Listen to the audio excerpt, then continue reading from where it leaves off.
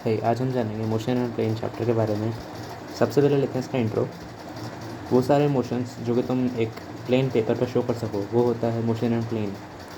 जैसे x Y Z x, इन सारे coordinates को अगर तुम इंडिविजुअली एक पेपर पर शो करना चाहो तुम आसानी से कर सकते हो। लेकिन अगर वहीं तुमसे कोई 3 कोऑर्डिनेट्स को बोले तो एक्स वाई जेड को साथ में शो करने को बोले तो इम्पॉसिबल है एक प्लेन पेपर पे। इसीलिए इसे हम 2D मोशन भी बोलते हैं।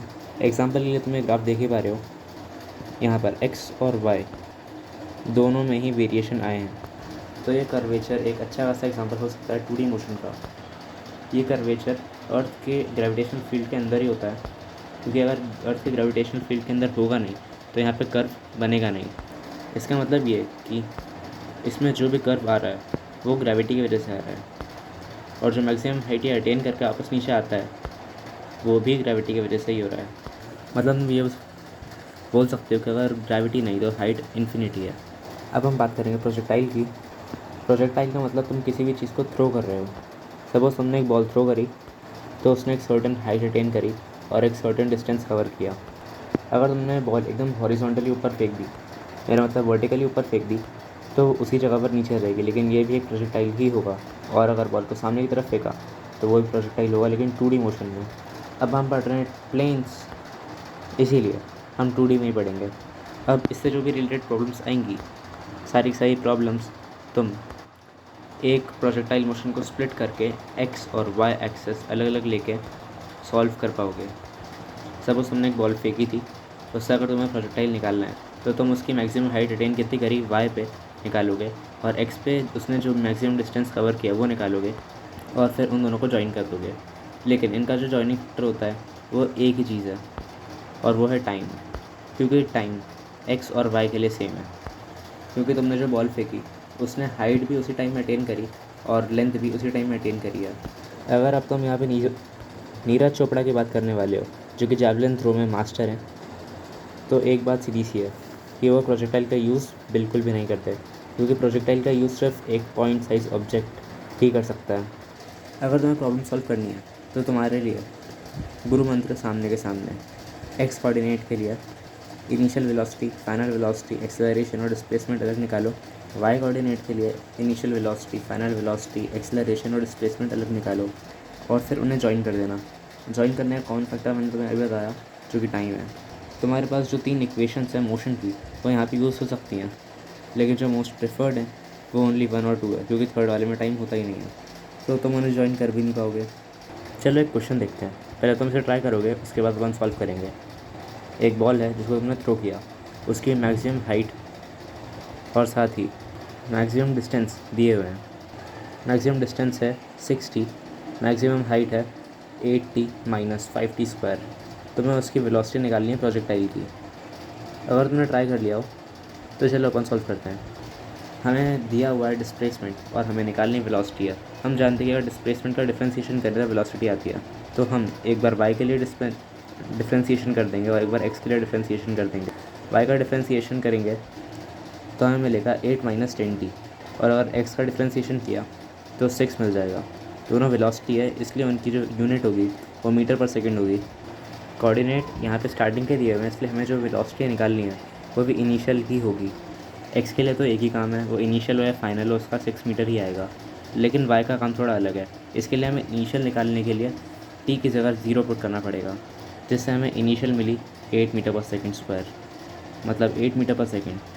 ये दोनों के दोनों तो वैक्टर्स ही हैं, इसलिए हम इन्हें वैक्टर की तरह सॉल्व कर सकते हैं। इसकी यूनिट निकालने के लिए हम इनका कंबाइनिंगली मॉड कर देंगे, जो कि UXI प्लस UY जे कैप हो जाएगा। यहाँ पर UX और UY की वैल्यू अगर हम पुट करें तो हमें 6i कैप प्लस 8 जे कैप मिलेगा। अगर मैग्नीट्यूड निकालना है दोनों का स्क्वायर, उसके बाद दोनों का अंडर रूट होता है, एट द एंड हमें मिल जाएगा 10 मीटर पर सेकेंड। एक और सिंपल सा क्वेश्चन ट्राई करते हैं। एक पार्टिकल है इसकी वेलोसिटी 0 टाइम के बाद हमें दी हुई है, जो कि है 4i कैप प्लस 3 जे कैप, और एक्सेलरेशन दिया हुआ है जो कि है 2i कैप माइनस जे कैप। हमें उस पार्टिकल के कोऑर्डिनेट्स निकालने हैं। पहले तो हम एक्स और वाई के लिए जो जो चीज़ें दी हुई हैं उनको अलग कर लेते हैं। जैसे कि फाइनल वेलोसिटी हमें दी नहीं हुई है, लेकिन इनिशियल दे रखी है। वेलोसिटी आई कैप बोले तो एक्स के लिए, जे कैप बोले तो वाई के लिए। तो यहाँ पर 4 और 3 हो जाएगी। एक्सेलरेशन एक्स और वाई के लिए, यहाँ सेम आई के लिए एक्स, जे के लिए वाई। तो यहाँ पर 2 मीटर पर सेकेंड और -1 मीटर पर सेकेंड। डिस्प्लेसमेंट हमें दे नहीं रखा क्योंकि यही तो हमें निकालना है, क्योंकि कोऑर्डिनेट्स कार्टेशियन प्लेन पर डिस्टेंस ही होता है। और टाइम हमें दे रखा है, टाइम कॉमन फैक्टर होता है और यहाँ पे टाइम जो कॉमन फैक्टर है वो 2 है। हम इक्वेशन यूज़ करते हैं S = ut + ½ at², एक्स के लिए और वाई के लिए। सारी वैल्यूज़ पुट करने के बाद एक्स के लिए हमें मिला 12 मीटर्स, वाई के लिए 4 मीटर्स पर सेकेंड। नहीं हुआ क्योंकि ये डिस्प्लेसमेंट है, तो यहाँ पे हो जाएगा ओनली 4 मीटर्स। कंबाइनिंगली अगर हम कोऑर्डिनेट्स को देखें तो एक्स और वाई पर है, जो कि एट द एंड हमें मिलेंगे 12 और 4 एक्स और वाई के प्लेस पे। Let's come to the projectile motion. फिर से हम एक एग्जांपल लेते हैं। सपोज तुमने एक मिसाइल को लॉन्च कर दिया, या फिर इससे ईजी एग्जांपल तुमने एक बॉल थ्रो करी। तुमने जो बॉल थ्रो करी उसने एक सर्टन हाइट तो अटेन करी, लेकिन वो जहाँ तक ट्रैवल करेगी वहाँ पर उसकी जो वेलोसिटी होगी वो कांस्टेंट रहेगी। मतलब वाई कोऑर्डिनेट्स पे, वाई एक्सिस के अलॉन्ग उसकी वेलोसिटी चेंज होती रहेगी, और एक हाइट पे जाने के बाद उसकी वेलोसिटी 0 होगी और under the influence of gravity वो वापस नीचे आते आते बढ़ जाएगी। लेकिन एक्स एक्सिस पे वो हमेशा कांस्टेंट रहेगी। जिस वेलोसिटी के साथ अपन ने उससे आगे फेंका है उसी वेलोसिटी पे वो फाइनल पॉइंट पे भी रहेगी। इसका मतलब ये हुआ एक्स एक्सिस पे एक्सेलरेशन 0 होगी। नेक्स्ट टॉपिक आता है time of flight. As the name suggest, time of flight मतलब कितना टाइम तक वो पार्टिकल हवा में रहा। देखो वाई जो होता है वो हाइट को शो करता है, इसलिए हमने साइन थीटा लिया, और एक्स जो होता है वो लेंथ को शो करता है, इसलिए हमने कॉस थीटा लिया। हमने थोड़ी देर पहले यही देखा कि जो एक्सेलरेशन होती है एक्स एक्सिस पे वो एक्सेलरेशन 0 होती है, लेकिन वाई पे एक हाइट के बाद 0 होने के बाद under the influence of gravity वो एक्सेलरेशन जी हो जाती है, और नीचे आते जाते वो ग्रेविटी के इन्फ्लुएंस में आते आते माइनस हो जाएगी।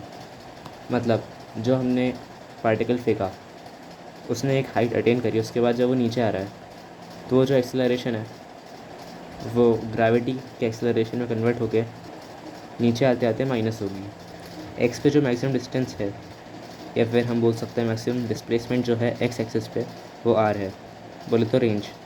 लेकिन जो वाई कोऑर्डिनेट्स पे मैक्सिमम हाइट है या फिर जो मैक्सिमम डिस्प्लेसमेंट है वो 0 है, क्योंकि प्रोजेक्टाइल ऊपर जाने के बाद वापस नीचे आ रहा है उसी ग्राउंड पे।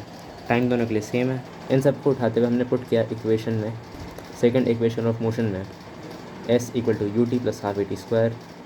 वैल्यू पुट करी और एट द एंड में मिल गया T = 2u sin θ/g। और ये हो गया हमारे पास टाइम ऑफ फ्लाइट का फार्मूला। आज का लास्ट टॉपिक रेंज है। रेंज मतलब मैक्सिमम डिस्टेंस, वो मैक्सिमम डिस्टेंस जो कि किसी भी पार्टिकल ने एक्स एक्सेस के अलॉन्ग कवर किया। हम सेम इक्वेशन को यूज़ करते हैं उन्हीं सारे कंपोनेंट्स को उठाते हुए जो हमने पहले देखे, लेकिन हमें पता है कि एक्स एक्सेस के अलॉन्ग एक्सेलरेशन 0 होता है, तो यहाँ पे एक्सेलरेशन के साथ टाइम स्क्वायर और हाफ भी 0 हो जाएगा, और टी जो हमने पहले इक्वेशन से निकाला वो हम इसमें पुट कर देंगे, तो हमें मिलेगा u² 2 sin θ cos θ/g। हम जानते हैं ट्रिग्नोमेट्री पढ़ने के बाद 2 sin θ cos θ sin 2 θ होता है, तो रेंज का जो फार्मूला आएगा हमारे पास वो होगा u² sin 2 θ/g। एक बुलेट पॉइंट, अगर तुम्हें रेंज मैक्स निकालनी है तो तुम्हें उसे एक सर्टेन एंगल पर फेंकना पड़ेगा।